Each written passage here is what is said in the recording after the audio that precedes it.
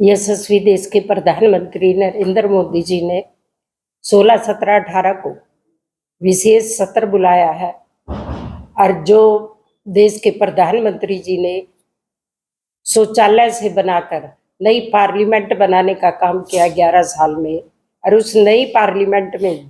पहले दिन महिलाओं को जाने का सौभाग्य मिला था और महिलाओं को ही बोलने का सौभाग्य मिला था। और हमारे जो चेयर है स्पीकर की कुर्सी पे भी महिला को ही बैठने का सौभाग्य मिला था। उसको ही आगे बढ़ाते हुए यशस्वी देश के प्रधानमंत्री ने जो नारी अधिनियम बंधन कानून बनाया था, तो उसको पास करने के लिए 33% आरक्षण देने के लिए 16, 17, 18 को उसको लोकसभा में रखा जाएगा, लोकसभा में उसको पास कराया जाएगा। और ये महिलाओं के लिए बहुत एक सौभाग्य की बात है। आज 140 करोड़ में से जो 50% देश की आबादी महिलाओं की है, वो सब यशस्वी देश के प्रधानमंत्री का धन्यवाद करना चाहेंगी। और उसमें लगातार हमने 2-3 प्रोग्राम हमारे आए हैं, महिलाओं की पदयात्रा करना, स्कूटर रैली निकालना और महिलाओं की एक श्रृंखला बनाकर उस पर काम करना, क्योंकि महिलाओं में एक जोश भरा है। और जो महिलाएं हैं वो देश के प्रधानमंत्री को बिहार में हमने चुनाव में देखा, यूपी में हमने चुनाव में देखा, हरियाणा में हमने चुनाव में देखा, महाराष्ट्र में हमने चुनाव में देखा, और अब बंगाल में भी देखेंगे कि जो यशस्वी देश के प्रधानमंत्री नरेंद्र मोदी जी को वोट करेंगी और बंगाल में सरकार बनाने का भी काम हम करेंगे। उससे पहले 14 अप्रैल को भारत रत्न डॉक्टर भीमराव अंबेडकर जयंती है, वो पूरे हरियाणा प्रदेश की तरफ से पंचकुले में मनाई जा रही है, जिसमें हमारे राष्ट्रीय अध्यक्ष नितिन नवीन जी आएंगे और हमारे मुख्यमंत्री जी रहेंगे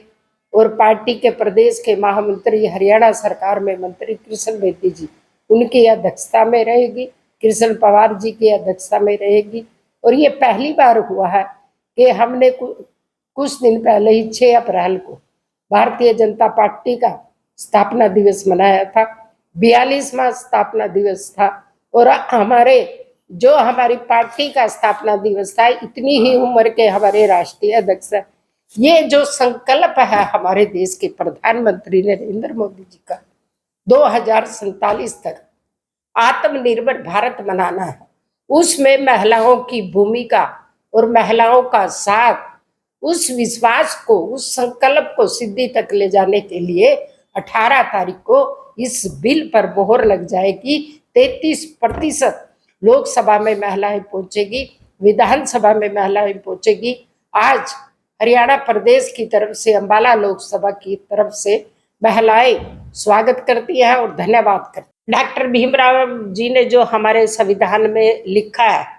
कि सबको समान अधिकार मिले, उसमें हम वीसी भी कह सकते हैं, ओबीसी का अलग है, सामान्य का अलग है, सारी चीजें देखते हुए जो हमारे संविधान की वैसे में खूबसूरती है, उसमें अभी महिलाएं 33% ही विधानसभा और लोकसभा में पहुंचे। ये हमारे राष्ट्रीय नेतृत्व, हमारे राष्ट्रीय अध्यक्ष और यशस्वी देश के प्रधानमंत्री का एक संकल्प है। दूसरा, जिस पार्टी का राहुल गांधी जी नेतृत्व करता है, उनकी माता जी, उनकी दादी जी, जिन्होंने देश का नेतृत्व भी किया, कभी इस बात के लिए उन्होंने सपना भी नहीं देखा, ना सोचा, तो मैं आज उनको भी कहना चाहूंगी कि यशस्वी देश के प्रधानमंत्री तो कर रहे हैं, राहुल गांधी जो झूठ का कटोरा लेकर सुबह से निकलता है और झूठ बांटता ही चलता है, अगर कोई काम कर रही है तो हमारी डबल इंजन की सरकार कर रही है। हरियाणा प्रदेश में नॉन स्टॉप तीसरी बारी भाई नायब सिंह सैनी मुख्यमंत्री बने हैं और देश के प्रधानमंत्री नरेंद्र मोदी जी बने हैं।